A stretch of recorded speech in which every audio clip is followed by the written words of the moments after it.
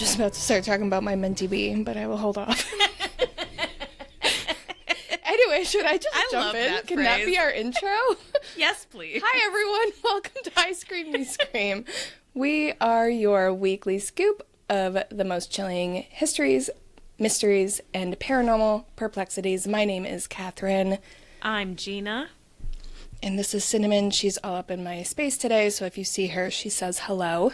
The topic that we have been discussing for November is small towns, and we've been enjoying our favorite ice cream from our favorite local places. We would love to give a very quick shout out to some of our new Patreon members. So hello to Karen and Eric. Thank you so much for being part of the community. And if you would like a shout out on the podcast, additional perks, benefits, behind the scenes stuff, all good things, feel free to join our Patreon. Link will always be in the show notes. And until you join Karen and Eric and us over at Patreon, go ahead and grab a spoon and let's dig in. So what are you having today? Is it the same one?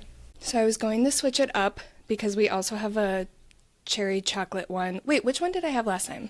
I don't remember. I feel kind of bad The about cookie it. dough or cherry chocolate? Oh, no, it was cookie dough, I think. Okay. Yeah, so we have 2 pints, cherry chocolate and cookie dough, and I was going to switch it up because the cherry chocolate is also good, but this cookie dough is bomb. They're like, the deeper you get, the more cookie dough is in it. Oh, So I like that.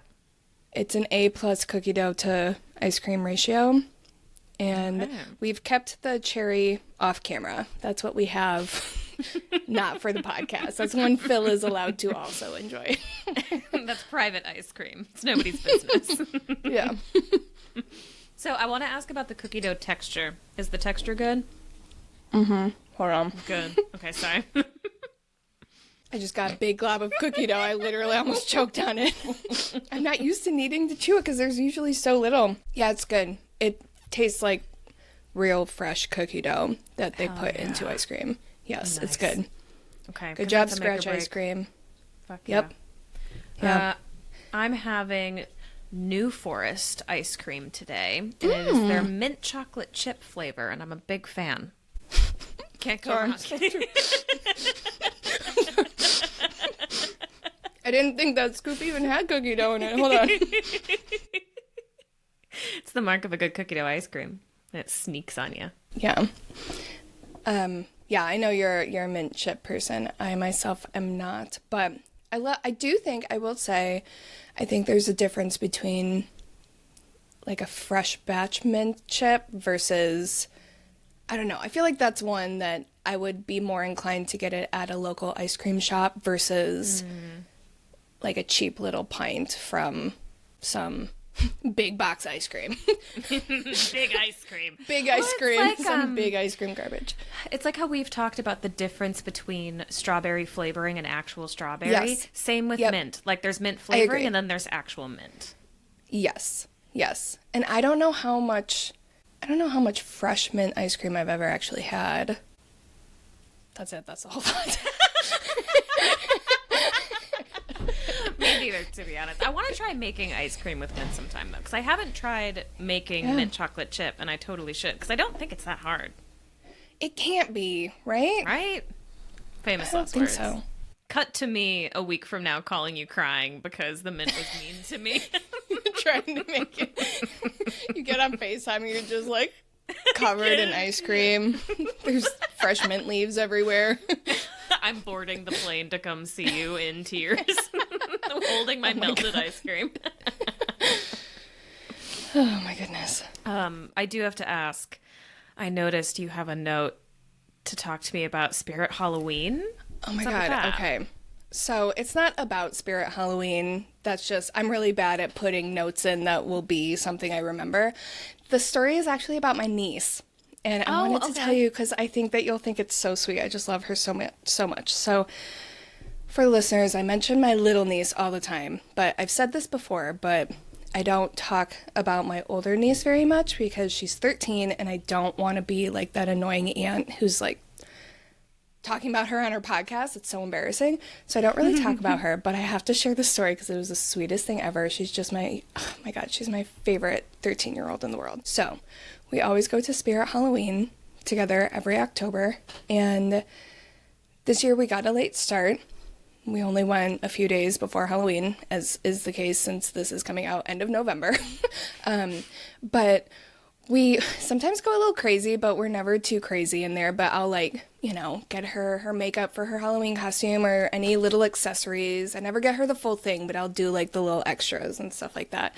And this time I was finding a lot of really cute stuff in there, and I'm trying to be more financially responsible. And if you are ever trying to be more financially responsible, don't take a 13-year-old girl to Spirit Halloween. That's all I have to say. Because this child, I'm wearing my little ghosty slippers that I got with her that she talked me into. I have this adorable little blanket that she talked me into. I got so much stuff, but it was so cute because I was really hemming and hawing, and she could tell that I really want this blanket. I'll share like a picture of it or something. It's this kind of pinky purpley like Ouija board planchette type. It's adorable and it's very me. It's very you. And it's 100% me. And she pointed it out. She was like, oh my God, that blanket is so you. You could snuggle up with coffee and a book and blah, blah. She's like painting me this whole picture. And I'm like, oh my God, you're so right. I need this blanket. But it was not cheap. It was like, I don't know. It was more than I needed to spend at Spirit Halloween. And she looks at me. I was like, oh, no, I don't need it, blah, blah, blah. She stops, stands up straight, looks me in the eye and goes, Auntie Katie, you deserve this blanket. And I was like, oh my God, wait, I totally do. She was like, here, listen, I'll tell you what. And she leans in and goes, do you really want this blanket? Like, really, you seriously want it real bad? And I was like, yeah, I really do. And she says, okay, hold on a second. Hey, Auntie Katie, can I please borrow some money so that I could get this blanket for someone that I really love and who deserves beautiful things? And I was like, yes, baby, you can have all the money you need for that. That was smart. So she bought me this blanket using my money. Oh, that's so sweet, though. It was so sweet. Just like, because she vibe checked. She was like, okay, like, is this an impulse buy that you're going to regret? Or are you like, is this actually going to make you happy? And it was just so sweet. And then, yeah, we got the blanket, we got the slippers, we got God knows what else. I don't even know. She got like hair. She's going to be a deer. She's going to be a deer for Halloween, cool. And her best friend's going to be a hunter.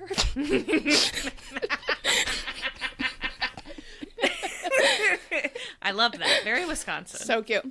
So cute. But we got her these like white extensions so that she could have little white streaks in her hair, and the antlers we got have like flowers on them. It's really cute. She's going to be so adorable. Anyway, I just wanted to share that with you because I knew that you were going to love that. She's so she's very charming. It's like a genius sales technique too. I know. That's she's so like gassing smart. me up and then spending my money. That's how you do it. Okay, because I struggle with that with Tom all the time. Like, he never spends money on himself ever. Yeah. So I'm going to steal her strategy. Isn't that smart? She got me. Because then there's this layer of, I'm not allowing her to feel joy by me being happy. Like, I don't know what she did or how she did it, but she did it, and I got that blanket, and I have no regrets. Yeah, so good. I send me a picture when you have a second, and the will. Yeah, because it sounds cute. Yes. So. It's so cute. Yeah. Nice. So that's all I have to say. Man, I didn't buy anything fun this week. There's still time. You're right. It's Tuesday. We record on Tuesdays. In my head, this was like the end of the week. I was like, I've got no more chances. This is it for me. Oh, that's so funny. Oh my gosh. Oh God, I love that. But yeah, if you don't have any fun stories to share with me about Spirit Halloween, I'd love for you to tell me a lovely story. Dude, okay, so this is one of those stories that the reason I was a tiny bit late joining today's recording is because I was downstairs ranting to Tom about this story. Like, oh my God, trying really? to get, yes, yeah, literally. It's fucking twisty and windy and turny and wild. So this week we're going back to the Midwest again. Every single episode this month has been Midwestern, hasn't it? Because it was Kansas. Next week will not be, though. Okay, so we'll have at least one. Next week okay. won't be. Yeah. Well, today we're going to Ohio. Even the Midwest next week. Ohio. Ohio. In a little town called Circleville. And by little, I mean that in 2020, it had 14,000 residents. So not quite as small as like some of the places we've talked about, but still really quite tiny. It's like one of those places where a lot of people go there specifically for that small town, everyone knows everyone type of vibe. But this story is about what happens when the everyone knowing everyone thing goes horribly fucking wrong. Mm-hmm. Yeah. So quick content warning. I will be talking about murder, harassment, and I will mention child abuse at one point. The first victim in this story, of which there are many, was a woman named Mary Gillespie. In 1977, she was a school bus driver, and she lived in the Circleville area alongside her husband, Ron, and their 2 children. Nothing suspicious, nothing weird, just like normal Midwestern, quiet, suburban family. One day, she went to go check her family's mail, like you do every fucking day, and this time, there was something unexpected in her mailbox. Mary had received an anonymous letter postmarked from Columbus, Ohio, handwritten in big block letters accusing her of having an affair with a local school superintendent named Gordon Massey. Oh my. I'm going to read the letter to you because I think it's very chilling. It said, this is the letter in its entirety. This is the whole thing. Stay away from Massey. Don't lie when questioned about meeting him. I know where you live. I've been observing your house, and I know you have children. This is no joke. Please take it seriously. Everyone concerned has been notified, and everything will be over soon. Ooh, that's a chilling last line. It's fucking scary. Yeah, so Mary is like, what the fuck? And she shows the letter to her husband, Ron, and she's like, I'm not having an affair with this Gordon guy. I don't know what this is about. This is like coming out of the blue. I don't know what to do. So like weird, definitely scary, but her and Ron kind of both thought, well, maybe this is just like a weird, scary thing. Like maybe if we just ignore it, it'll go away. Maybe it's someone playing a prank. But later that month, Ron also received a letter. This time, it demanded that Ron report Mary's alleged affair to the school board. And just like the first letter, this one was also threatening. The writer gave details on the type of car that Ron drove. It just made it clear that he was being watched. And it said that if Ron didn't do what the letter said, the affair would be broadcasted on posters, signs, and billboards all over town. And on the radio, too, I think. But still, Mary and Ron are like, this is weird. We don't know what the fuck to do here. Let's try and keep this under wraps. Try and keep it quiet because you don't want rumors like this circulating. Meanwhile, Gordon Massey, the guy that she was allegedly having an affair with, also received a letter demanding that he confess the affair to the school board. And then the school board received a fucking letter. All of them are scary. All of them are threatening. All of them are anonymous. So Mary and Ron decide, okay, maybe keeping this under wraps wasn't quite the right move.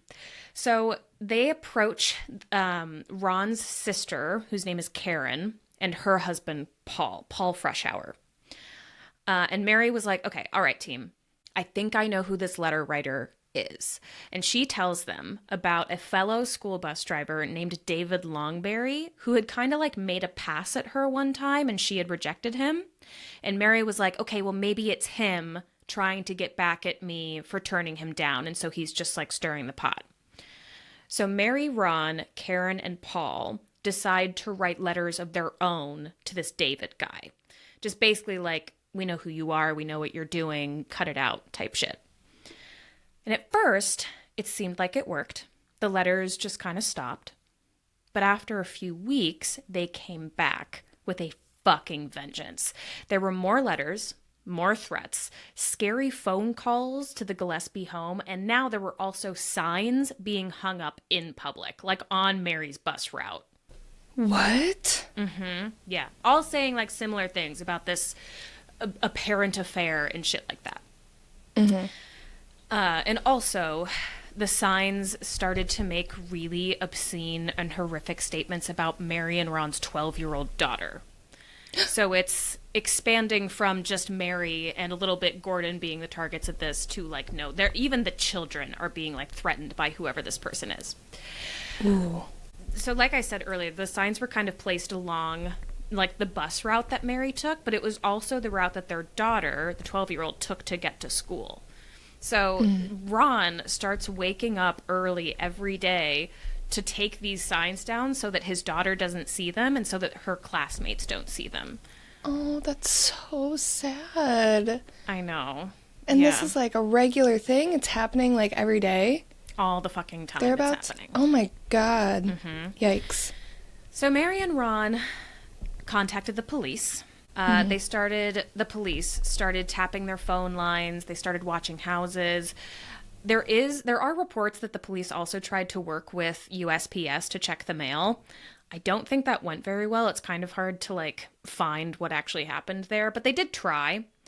But it was insanely fucking hard to figure out who this person was. There were no, like, identifiable fingerprints. There were no real signs of who this could be. And all the letters, or at least most of them, were postmarked from Columbus, which I think was 25 or 30 miles away from Circleville. So the pool of suspects was just a big question mark. Cut to August 19th, 1977. So about 5 months after these letters had started arriving. Ron was at home when he got a phone call. And to this day, we do not know who was on the other end or what the conversation was like. But when Ron hung up, he was furious. He told his family, because I think his kids were at home, he said that he recognized the caller's voice and he was going to go confront them. And he picked up his gun, got his car keys, and left the house. A few hours later, Ron's car was found crashed into a tree, and Ron was found inside unresponsive. When help arrived... oh, dude, yeah. When help did eventually arrive, he was declared dead at the scene at the age of just 35 years old. And underneath Ron's body, they found his gun with one round missing. What? There was no bullet casing on the scene, nothing to suggest that the gun had been fired nearby, but it had been fired at some point between Ron leaving the house and him dying in the car. Strange. Suspicious. It's very suspicious. And pretty much right away, the sheriff was like, yeah, this is fucking suspicious. We call foul play. So they sent Ron's body to the coroner for an examination. And they did wind up picking up a person of interest, and they brought them in for a polygraph test, which, you know, not great because we all know about polygraphs. But they did bring them in, and the person passed the polygraph test and was eventually let go. We still do not know who this person was. Their name was never released. So the police are back to square one, and now there's a dead body involved. And that's when the coroner's report came in. And it showed that Ron's blood alcohol content when he died was 0.16, which is very much over the legal limit. I think in Ohio at the time it was 1.5 times the legal limit. And this, combined with the past polygraph test, caused the sheriff to change his tune. Suddenly they weren't talking about murder or manslaughter anymore. It was just a drunk driving accident. Now it is worth noting that at this time, the Sheriff Radcliffe was his name, was running for president of the National Sheriff's Association. So there is an argument to be made that if the sheriff had pursued the foul play angle, it would have brought some negative publicity to his jurisdiction and hurt his chances of getting elected. So he did stand to personally and professionally benefit by sweeping this under the rug. And Paul fucking knew that. He called bullshit on this whole thing. He very vocally believed that the sheriff changed his mind just for the optics of it. And he also pointed out, and this was backed up by other members of the family as well, that Ron wasn't much of a drinker. And when Ron did drink, like on occasions where he did partake, he very, very rarely did so in excess. Like he just was not a big fan of drinking. So being 1.5 times the legal limit while driving was insanely uncharacteristic of Ron. It was really weird. There is an argument to be made that, like, desperate times lead people to do things that are uncharacteristic of them. But in the opinion of the people who knew Ron best, there was no way that Ron would just go get drunk and crash his car into a tree. Going from not a big drinker at all to drunk driving in a violent, scary situation is that's a big leap. Mm-hmm. Yeah. Like, yeah, that's a big jump. People, you know what vices a person has, and, like, that's something the people closest to him would know, whether or not that was strange. Right. Yes, exactly. Yeah. And then another letter came, accusing the sheriff of participating in a cover-up. Oh, what the fuck? And pretty soon, lots of people in Circleville were receiving letters. Civilians, newspapers, businesses, schools, everyone started receiving letters from whoever this anonymous person was. And these letters accused them of everything from embezzlement to domestic abuse to murder. Like, basically, if you think of your deepest, darkest secrets that you would never want anyone knowing, this person somehow either knew about them or was accusing people of things just to, like, scare them. And this went on for fucking years.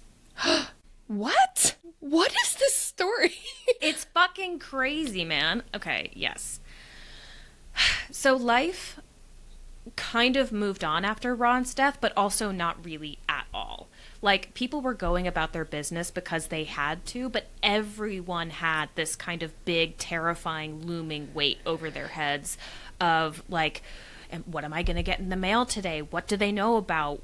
What if I get accused of something that I didn't do, and then other people hear about it, and then everyone thinks that I'm guilty of something I'm not? Because, like, if you hear a rumor about somebody, a lot of times the default setting is to just believe it, even if you consciously think that it's not true. Like, you believe the things that you hear first. And a lot of the claims that the writer was making did seem to be pretty believable. I do hate to phrase it this way because I think it's more complicated than this, but one thing that really didn't help with the letters is that Mary and Gordon, the guy she was allegedly having an affair with, we don't know whether they did wind up starting a romantic relationship after Ron died. So to a lot of people, that was like, letter writer was correct. And Mary and Gordon, they both swore that they only got together after Ron had died because they bonded over being, like, mutual targets of these letters. But to a lot of people, again, it was like, okay, well, they thought that they were actually having an affair. That's valid. I mean, and I'm also not accusing them. I don't know these people. I don't know this story at all. But knee-jerk reaction, any person is going to be like, huh, that's weird. Yeah. Because that's like a logical jump, you know? Yeah. And I know... Doesn't prove anything, but it is, you know. Exactly. Yeah. Like, romance doesn't always have great timing, but this was really bad timing. Yeah. Yeah. So... That's valid. These letters kept circulating. Real or fake secrets were being spread around, and the threats against Mary and her family were getting even worse. After Mary and Gordon went public with their relationship, Mary received a letter that threatened to shoot her daughter in the head. What? Yeah. What the F? Mm-hmm. And the signs around town, like, being put up around town, got worse, too. Like, anyway, yeah. There started to be signs accusing Gordon Massey of, like, abusing Mary's daughter in really horrible ways. And just vitriolic evil shit was being posted all around town. Okay, so February 7th, 1983. 6 years after these letters first started arriving, Mary was driving her bus route when she saw yet another sign with a horrible message about her daughter. So she stopped the bus, pulled over, and she went to rip the sign down. I think it was, like, on a fence. But when she did, she saw that there was, like, a piece of string attached to the sign connected to a cardboard box. And she was like, oh, this is a little bit weird. So she takes the box, and she opened it, and she found a gun in there. So immediately she was like, nope, what the fuck is this? She takes the whole thing to the sheriff's office, and they determine that what Mary had found was a booby trap designed to fire the gun at her when the sign was pulled down. Because she had made a habit of taking these signs down when she saw them, so she was pretty clearly the target. What the fuck, Gina? Yeah, and the only reason the trap didn't work was because it was like she pulled the sign down at like the exact right angle to not like trigger the firing mechanism. I feel like I'm watching a weird, like, made for adults cartoon. Like, this is outrageous. Yeah, it's fucking What wacky. the fuck? Okay, so sheriff's office started to dig into this, and they specifically started looking for the gun's owner. Like, whose fucking gun is this? The serial number had been kind of filed off. It was described as being filed off in an amateurish way, like the person doing it didn't really know what they were doing. So they sent it off to the state forensic lab, and they were able to figure out what this serial number was. So they traced the gun back to a pawn shop, which helped them trace it to a buyer who said that he'd sold the gun to someone. Who? Paul, Mary and Ron's brother-in-law. No. Mm-hmm. Yes. So he said that he bought it from the pawn shop or from the buyer and then pawned it? He bought it from the guy who bought it from the pawn shop. From the okay. I was going in the wrong direction. Okay. Jesus fucking Christ. So that's all we know. All we know right now is that this gun belongs to Paul. That's it. Okay. So sheriff's office brings Paul in. And Paul said that the gun had actually been stolen from his garage a few weeks earlier, and that he didn't file a report when it happened, which meant that there was no actual evidence that any theft has occurred. He also claimed that he had nothing to do with the booby trap, and he did have an alibi for the day that the trap was set. He had taken the day off of work while some contractors did some work on his home, and he was just there to like observe that, and witnesses do back that up, like he was at the house. So they got him to take a polygraph test, which he failed, and they also took handwriting samples to see if his handwriting matched the ones in the letters and on the signs and all that stuff. But when the sheriff administered the handwriting test, he did it like a fucking scumbag. So Jesus Christ. Yes, I know. Yes. So when you do a handwriting test, what's supposed to happen is somebody reads something out loud to you and then you write it down so that it's just like your pure handwriting. It's not influenced by, somebody else's. But with Paul, Sheriff Radcliffe literally gave him a copy of the letters and told him not just to write down what was on the letters. He told Paul to make it look like that handwriting. Like, try to match what this looks like. Yes. Okay. We gotta pause because I'm so overwhelmed for so many reasons.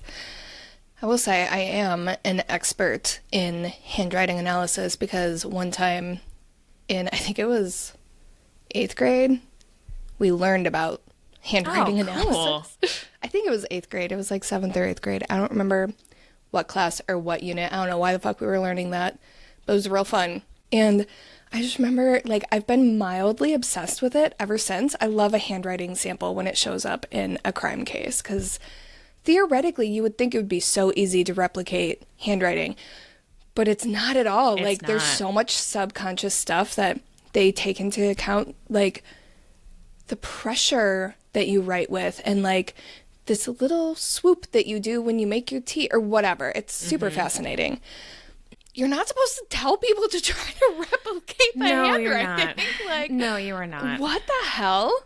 Yeah, and Paul did it because he wasn't, well, he said that he wasn't guilty, so why wouldn't he do it? And he also, I remember reading somewhere that he denied his right to counsel. So there wasn't a lawyer there to be like, no, Paul, that's not how it's supposed to be. He just... Never do that. Don't ever do that. Agreed. Don't ever do Always that. ask for representation.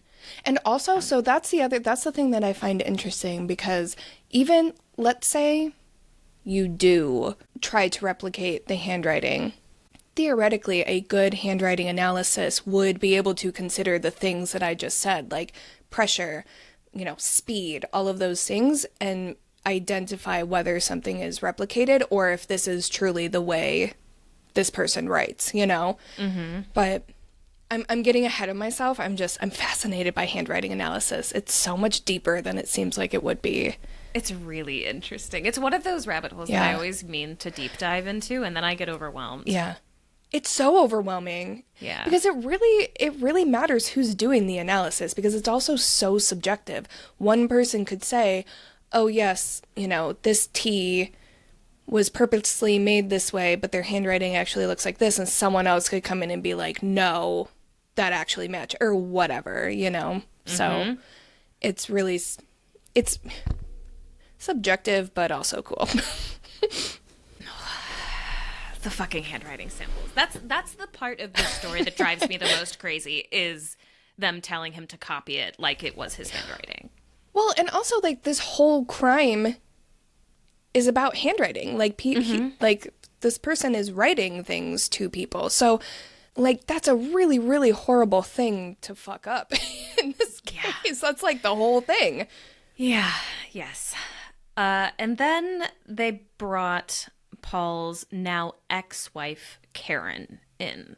And she said that she knew for a fact Paul was the one writing the letters. It is worth noting that at the time, Karen and Paul were going through a really fucking messy divorce. And she had kind of gotten the short end of the stick. They got divorced because she was cheating on him.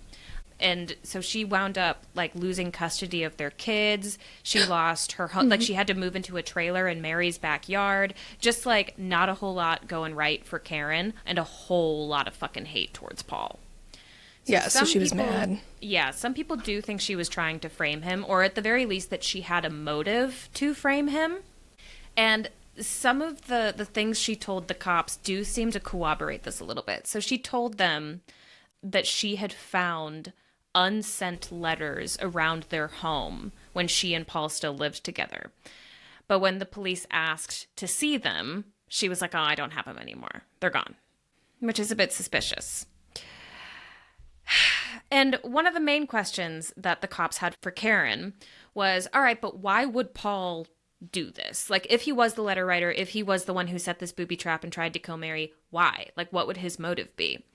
And Karen said that it's because Paul fucking hated Mary.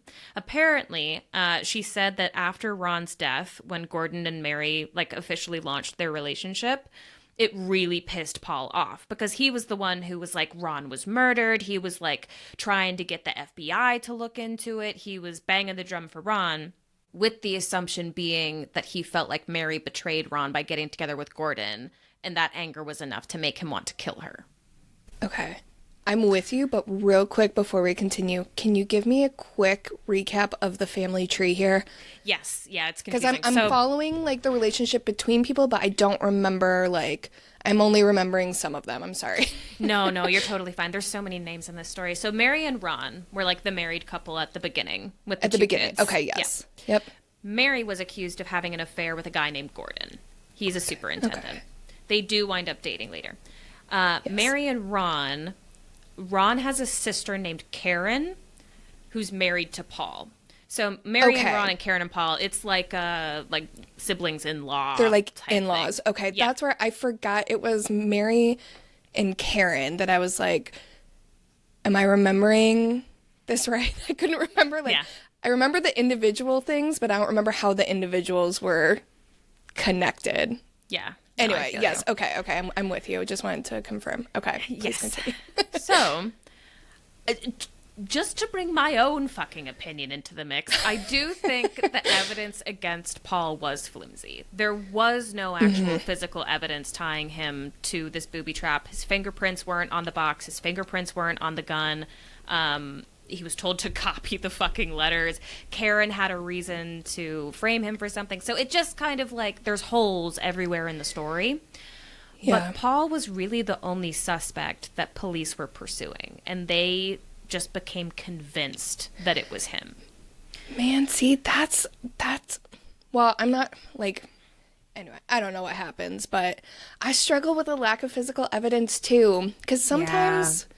There just isn't any, and someone really did something, and blah, blah, blah, blah, blah. But I'm like, I do struggle with that. It's like very, especially, what year was this? This was the 1980s, like early 80s by this point. Okay, I guess that was technically before DNA was available. Widely available. I don't know. Anyway, I don't know. I don't know what happens in the story. I'm sorry. Okay, please continue. I had similar reactions at every stage of researching this. That's why I was ranting to Tom about it for 20 minutes, because I was like, oh my God. Yes, thank you for your patience. I do need to like pause every now and then to just digest, because I'm like, this is so much more than I was expecting. I completely understand. If you want to do some deep breathing at any point, just let me know. I'm good. You know, it reminds me of the Tylenol murders. That's exactly what I was thinking about. Yeah. Yes, 100%. Like, not exactly. Yeah, not like the type of story or whatever, but just the question marks and the whole letter writing and stuff, obviously. But yeah, like it's got that similar vibe. Yes, a whole community afraid of somebody that they don't know who it is, and then the police and being desperate to find the right person. And that one person, Yeah. So Paul was officially arrested and charged with the attempted murder of Mary Gillespie. And his trial started in October of 1983, where it became, like I said, very obvious very quickly that there was no actual physical evidence tying Paul to this crime, or the letters, for that matter. It's important to distinguish that Paul was not charged for writing the letters. He was only charged for the attempt on Mary's life. Okay. But despite objections from the defense, the judge did allow 39 of the letters into evidence. Okay. Because they showed Paul's mental state at the time. But he wasn't accused of writing the letters? Yes, correct. Is my reaction valid? Okay. Your reaction is so valid. Okay. Guide me through this. Sorry. Yeah. I'm just staring at you like... Like, I have my knee-jerk reactions, but I'm also like, I know that, we're still working through this, so I'm like, if I'm not heading in the right direction, tell me. But that's weird, right? It's fucking weird and stupid and dumb. So he wasn't charged for writing the letters officially, but unofficially, he definitely was. Like, he was on trial for both, even if only one of those things was on paper. The trial was very tough.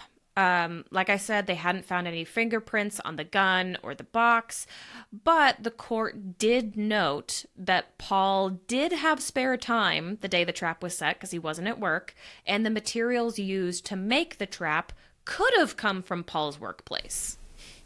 Not did, could have. Classic. They also brought in a handwriting expert who testified that 391 letters and 103 postcards from this anonymous person could be linked to Paul's handwriting. Of course, using the samples that the sheriff told Paul to make look like the anonymous person's handwriting. One of Paul's friends did testify that they believed Paul's story about the gun being stolen because they had helped Paul look for it. But again, like I could ask you over tomorrow to help me look for my lost gun, and I've never had a fucking gun. You know what I mean? Like like everything is like a little bit wishy-washy, a little bit flimsy. And in all of this, it was only circumstantial evidence. There was nothing physical. But despite that, Paul was found guilty, and he was sentenced to the maximum penalty of 7 to 25 years in prison. Based on circumstantial evidence? Purely circumstantial evidence. So they were just trying to cross this case off their list. They just wanted to 100%. They just wanted to get someone. They didn't have any desire to find the actual person. No. Ew. Ugh. Oh, I know. This is so frustrating.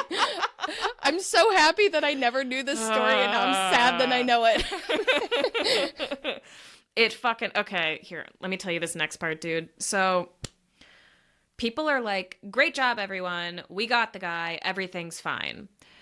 But even with Paul in prison, the letters kept coming. And even Paul received a letter while he was incarcerated. I'll read a snippet of it to you because it's it's very chilling. It says, "When are you going to believe you aren't getting out of there? I told you 2 years ago, when we set them up, they stay set up." What the F? Yes. And even that didn't convince people. People were like, nah, Paul is just sending letters from the prison back to the prison to make himself look innocent. So just to make sure, they took several steps to prevent Paul from doing this. So they put him in solitary confinement, no access to pen, paper, mail, nothing. He was regularly strip searched. His incoming and outgoing mail was religiously checked, and they found nothing. I mean, that's a thing that does, or at least should already, like, everything that goes in and out of a jail is monitored heavily. Like, they read your letters if you send or receive things. And also, all of the letters were still postmarked from Columbus, Ohio, and Paul was in prison in, I think it's Lima, Ohio, which is like 90 miles away. There's just no way. Right? Unless there is. I don't know the story. I'm so scared. I don't think there's a fucking way. And the letters just kept coming. Hundreds of them. And still, Sheriff Radcliffe was adamant that Paul was somehow behind it. To that I say, how? It's your job to figure it out. That's just obsessive behavior. Like, if that at that point, honestly, I'd have a little more empathy toward, like, okay, maybe the sheriff knows something I don't, but, like, the moment you tell me there's some kind of election involved, most details you tell me after that, I'm like, that's bullshit. Like, I'm sorry, that's maybe something I need to work on emotionally, but there's just no fucking way. And there was so the letter that Paul got while he was in prison, the one that I read a snippet about, there is a line in there that some people think implies that Sheriff Radcliffe was in cahoots with the letter writer. Because I think in the letter it says something like, I read the papers, it was great, Sheriff Radcliffe loved it, or something. Ew, that's... Gross. I don't like the way that makes me feel. Yeah. Gross, yeah. Like, even if it... Let's say it wasn't. For argument's sake, let's say that Sheriff had nothing to do with it. That's fine. The implication that he did, like, this person is, like, knows what buttons to press. You know what I mean? That's chilling. Yeah. Which is like, that's one of the mind-boggling things about this case is like, yeah, it was a small town, but there's still thousands of people there. And this person knew every single button to press. Yeah. That's scary. It's just wild. Because that is a small town, but it's not the type of small town that we've been talking about recently where... No. That's not the size of town where everybody knows everybody. It's like a very, very, very small city. So Paul is sitting in prison, and a journalist named Martin Yant decided to do some digging into this case because, just like us, he was absolutely baffled and bamboozled by this whole thing. And he found something that somehow never made it into evidence. Of course. Oh no, I'm stressed. Hold on, let me readjust. I'm so scared. I hate it so much. I knew you were going to hit me with something like this. I knew you were going to do this to me. Okay. It never ends. So, I feel out of breath. Okay, tell me I'm good. I'm okay. Okay. So scared and mad, but I don't know who I'm mad at yet. Okay, tell me. So Martin Yant found that apparently about 20 minutes before Mary found this booby trap, a different bus driver was driving down the same road. And right at the spot where that booby trap would eventually be placed, they saw a large man with sandy hair and a yellow El Camino. The driver, tried to look and see if they could see the man's face, but the man turned when the bus drove past, which could just be a coincidence, or it could have been that he was trying to hide his face from being identified. Mm-hmm. It is worth noting, Paul does not match this description at all. He had dark hair, and he was not a super big guy. He was kind of a small dude. But the description did match Karen's new boyfriend. No. Mm-hmm. What? And wouldn't you know it, Karen's brother drove an El Camino just like the one the driver saw. I feel scared. Right? I hate this so much. And there is no evidence. So the police knew about this. They were given this tip, and there's no evidence that they ever followed up on it. I can't say what I want to say right now. I feel it. I can't publicly say what I want to say right now. It's okay. We can scream into our pillows later. Let's move on. I hate it. I hate this story so much. I'm so sorry. I can't do this anymore. So about a year before Paul was released from prison, the TV show Unsolved Mysteries decided to do a feature on the Circleville letters. And before they had even filmed it, they received a letter that said, "Forget Circleville, Ohio. Do nothing to hurt Sheriff Radcliffe. If you come to Ohio, you L sickos will pay." This was sent to Unsolved Mysteries? Mm-hmm. I'm floored. Right? I cannot believe I don't know this story. That is wild. Yes. Do nothing to hurt Sheriff Radcliffe. That's... Oh, yeah, trust me. I heard that sentence. Yes. And that is the last known letter from the Circleville letter writer. It just stopped forever? Just stopped. It was just over. Well, not over, because I still have more to say, but the letters were over. Oh my god. Mm-hmm. Yep. Okay. In 2021, the CBS show 48 Hours aired an episode where they claimed they had identified the true writer of the letters. They hadn't, but they wanted to get the clicks. It's very good. You can watch it online.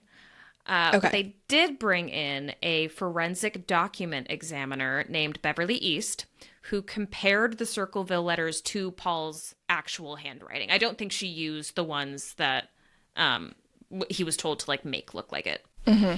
And she found over 100 idiosyncrasies in Paul's handwriting that did match the Circleville letters, especially the way that they wrote numbers. Like the way that they wrote a capital G kind of looked like a 6, and apparently that's very, very rare that somebody does that when they write.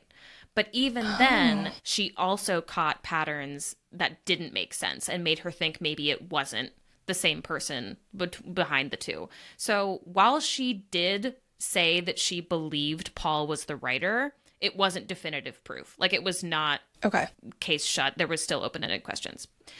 But a former FBI profiler named Mary Ellen O'Toole also gave her 2 cents. And basically her opinion was there is not enough evidence to say whether or not Paul did it. It's the same conclusion everyone gets back to. But based on her experience, she guessed that the true author of the letters was a woman and not very well educated. Oh, Paul interesting. was a man who had 3 degrees, including a master's degree. I would love to do a deep dive into her. And just FBI profilers in general, I'm fascinated by. Yeah. But regardless, the sheriff's office considers the case closed and to this day attributes the booby trap and the letters to Paul Freshour. And that's my story. So what's your vibe? Do you think Paul did it? No, of course not. And even if he did, I don't think he did all of it. Mm-hmm. Even if he was involved in some way. Here's what I don't know. Maybe you do. Maybe there's information on this. Are we sure it was just one person the whole time? Oh, whole can of worms, man. So that's one of the most popular theories, that it was multiple writers. A lot of people think... That's such a long time. It's such a long time, and they knew so much about so many different people. So there's a really popular theory that originally it was Gordon Massey's son who started writing the letters about the affair. And then it turned into David Longberry, the guy that Mary, the guy who made a pass at Mary that she rejected, and then they told him to stop writing the letters. And then after he was the letter writer, that Karen took over. Which makes sense. All of these people had reasons to do this. Even if it wasn't they're all in it together, how many of these could have been local teenagers playing a prank and just a copycat or whatever? I don't even know. I do think that is likely. I think at some point somebody who isn't in the theory list or seemingly connected just dogpiled in because it was kind of like a mass hysteria thing. Yeah. Well, and a lot of time it's typically, I don't want to say easy, but typically when copycats happen, people will clock it pretty quickly because of handwriting analysis. People know. But if nobody was really putting that much effort into this from the beginning, the sheriff doesn't seem like he really cared about finding the right person. Mm-hmm. He just cared about closing the case. I don't know if they'd put that much energy into figuring out if it was more than one person or a copycat or whatever. I don't think Or maybe they did determine that some of them were and they just didn't find it important enough to talk about or whatever. Yeah, I don't know. I'm just so stressed. Some people think that Mary was behind it, and she set up the booby trap to like throw off investigators, which I don't really buy that one. I think multiple writers is more likely. I think so too. That the moment you said it lasted years, I was like, there's no fucking way there's one person. You'd get tired and move on with your life. Right? That's a lot of writing. I can't even like watch a TV show for more than 30 minutes without checking my phone. Like how do you write letters? How do you do that? Yeah. Imagine the stamps. They're so expensive. It's true. Well, back then you couldn't just buy a forever stamp. Those prices kept going up, up, up. That's what I always say. Anyway. I don't believe that it was just one person.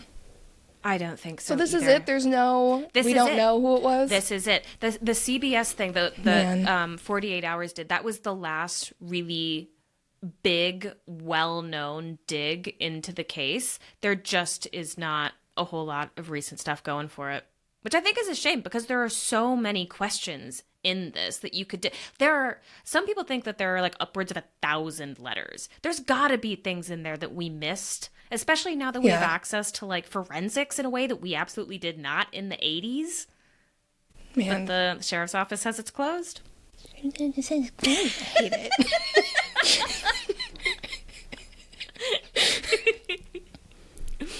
That's obnoxious.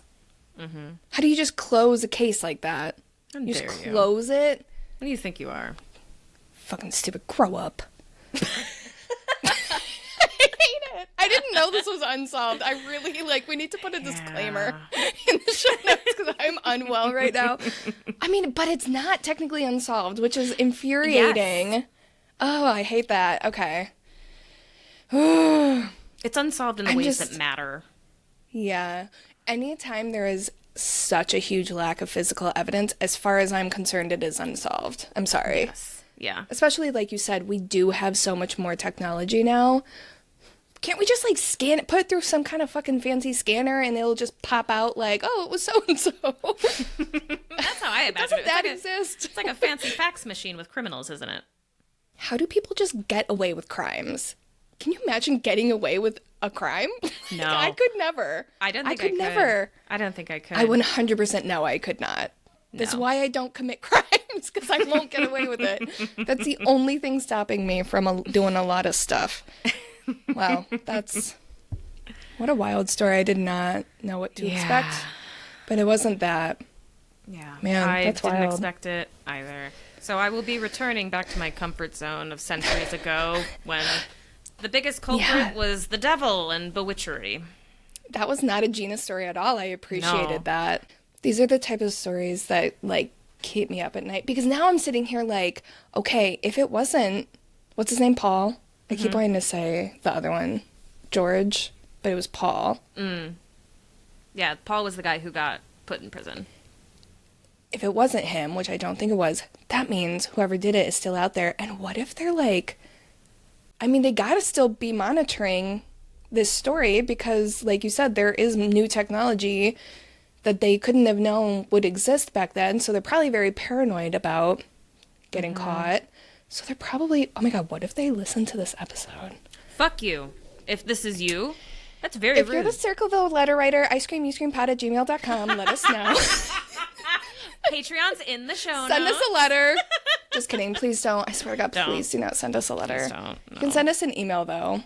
But just one. Don't spam us. No, I think they absolutely keep up with this story because they had the criminal thing where they were proud of it.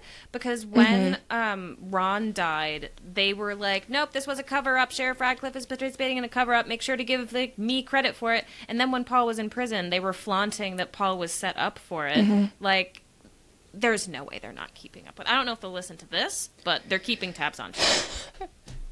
The masochist in me totally hopes that they listen to us. I'm just a little bit vain to think that the Circleville letter writer would listen to our podcast, but I don't know, maybe they like ice cream. I hope they don't get to have any.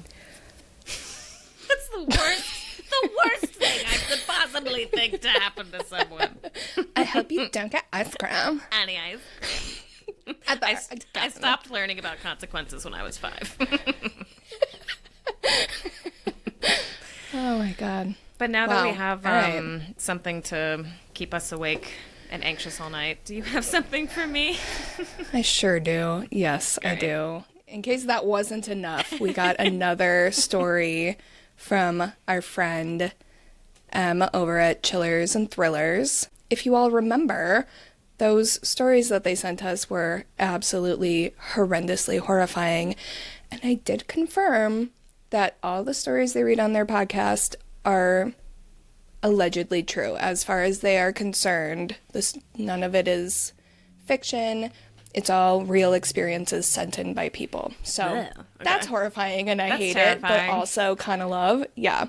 So this one is called The Camp Counselor, and it is submitted by username, oh my God, we're having a fire sale. They're having a fire sale. That's literally the way it's typed. It's fire and then ... sale. So, but again, by way of Chillers and Thrillers podcast, it says, my family has a camp in upstate New York that my dad and a bunch of his childhood friends saved from being demolished a few years after they graduated from grad school. It was originally an old school boys camp, the wet, hot American summer type, except for all boys. Okay. Exactly. So it's worked out over the years that each one of my dad's friends started a family, and we all got a family cabin and shared the dining hall, rec hall, boathouse, etc., just all the lodge buildings. All of the kids used to love when my dad's friend John, who had worked as a counselor at the original camp, would tell ghost stories around the fire, because he always had the best stories. There was one, though, that always completely freaked us out. The story of Peter Black. Apparently, there had been this counselor at the camp named Peter Black, who used to be sort of strange. He had just graduated from high school and was sort of a loner, and on the second summer he worked at the camp, 3 of the counselors that worked with him, including my dad's friend John, filed a complaint with the owners and the directors about his odd behavior. This behavior was never explicitly violent, but the counselors had seen him taking strange photos, lurking in the corners at events, writing long, detailed journal entries, and just generally being pretty off-putting to the kids. So, long story short, he was acting weird enough that he was fired and was pretty pissed off about it. The next summer, he got into a car accident, drunk driving, and died. Which I did not know this part of the story. Did not know that was going to be... wow. Connection. There's a connection there. He was all alone in his car, but apparently he was wearing his sort of trademark white raincoat and rain hat when he died, and he drove his car off of a cliff in the Adirondacks, quite close to the camp. That's when everything started getting really weird. That summer at the camp, some of the kids started complaining about seeing a guy out on the lake in a boat wearing a white raincoat and holding a camera. Understandably, it started to really get to the counselors that got him fired, and eventually all of them except my dad's friend John quit. That fall, one of the counselors got in a car accident with his girlfriend and died. The other one almost drowned the next spring in a boating accident. It was apparently really, really frightening for the counselors, but since the car accident wasn't suspicious, it was all ruled an accident and forgotten. Soon after that, the camp was closed. Now, I'm sure this can be chalked up to the power of suggestion and maybe fear, but on one rainy day at camp, years after the Peter Black story had last been told at a campfire, I was sitting in my dad's friend's Carl's cabin with his son Ian. We were about 15 or 16, and we were messing around with Ian's dad's binoculars, looking out the back window. That's when we saw it. A man in a white raincoat and a white rain hat in a boat on the lake holding a camera. My whole body got chills, and Ian and I both dropped the binoculars and ran into the other room. I've seriously never been so terrified. It felt like someone had run an ice cube down my spine. After a few minutes of hyperventilating, we convinced ourselves that we had imagined it, and we went back to the window and looked in the binoculars again. the guy was still there. Except this time, he looked about, if you can hear stuff, it's just Cinnamon, not the guy in a white raincoat. Okay. Except this time, he looked about a mile closer to us than he had been before. I know! No. I hate that. I know, me too. I hate it so much. He was just sitting there, staring straight ahead, looking into a camera, and then I swear on everything in my life, he put the camera down and waved at us. No! Sorry. We both screamed and ran to the kitchen to find our parents. When we got to the kitchen, John was there too, and as my mom told us we were being ridiculous, John just looked at me with what I can only describe as a dead-end, horrified look in his eyes. I never saw the man in the boat again, but I believe it was something. Either way, I don't mess around on rainy days at camp anymore. Too risky. Ha! That's what it says. That was the best ending. That's fucking Too terrifying. risky. Horrifying! Can you imagine? Oh my god. Well, I hate that. One of my least favorite things in the world is similar to like, yes, you know exactly what I'm going to say. Yep, I like do. You blink or you look away and then it's closer the next time you look. That's on par with like the Bell Witch sheets getting ripped off the bed, like ankles getting grabbed. Fuck all of that. Whenever I'm watching a horror movie and you can see something in the background and there's any type of light flicker or camera work or whatever, and you just know it's going to be closer, I can't. I physically, I'm like, I'm feeling claustrophobic even just thinking about it right now. I can't handle that. That's one of the scariest things ever. And it's one of those things where it's scary. It's scarier when you know it's coming because it's like that you're just dread. waiting for it. Because it's kind of a mix between that, like, it's the fear of it, of not knowing what's going to happen, but also you know what's going to happen and you can't stop it. I don't know. Oh my God, I hate that. That's so scary. Terrifying. Especially like in a camp where you're presumably like in the middle of nowhere. So even if you tried to get away, like you can't really escape from that. And didn't they say they're in the mountains? Are they in the Adirondacks? Or was that just... Yes. Oh my God, so scary. That's like real wilderness out there. Anyway, so thank you so much, Chillers and Thrillers, for sending that to us. If you have a spooky or strange story you would like to hear at the end of one of our episodes, please feel free to send it iscreamyouscreampod@gmail.com. And also, in addition to that, as a reminder, we are still sending out free stickers. If you want to leave us a review on Spotify or Apple or wherever you listen, you can also email that to us along with your mailing address, and we'll send you a sticker. But yeah, this has been a wild ride. My emotions are not okay, so I'm going to go have some tea and like snuggle with Cinnamon. But yeah, until next time, Little Spoons, keep it cool. Keep it creepy.